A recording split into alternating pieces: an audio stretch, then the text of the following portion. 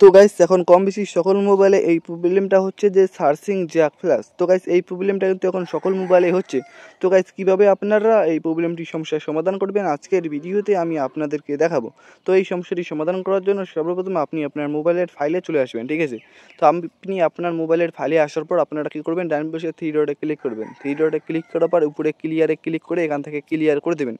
তো ক্লিয়ার করে দিচ্ছি আমি এখান থেকে, তো আপনারা ওখান থেকে পুরো ক্লিয়ার করে দেবেন। তো এখানে দেখবেন যে নিচে অনেকগুলো ক্লিয়ার অপশন আছে, তো এখান থেকে আপনারা সবগুলো অপশানেই ক্লিয়ার করে দেবেন, ঠিক আছে। তো আমি এখান থেকে আমার যতগুলো অপশান ক্লিয়ার অপশান আছে আমি সবগুলো এখান থেকে ক্লিয়ার করে দিচ্ছি। তো আপনারাও এখান থেকে সবগুলো অপশান ক্লিয়ার করে দেবেন।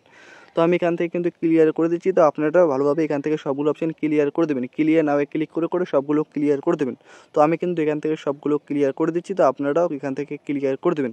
তো ক্লিয়ার করে দেওয়া হয়ে গেলে আপনি আপনার মোবাইলে যে অপ্রয়োজনীয় অ্যাপসগুলো আছে ওগুলো আপনারা ডিলিট করে দেবেন। তো আপনার মোবাইলে ধরো অনেকগুলো অপ্রয়োজনীয় অ্যাপস আছে, ঠিক আছে।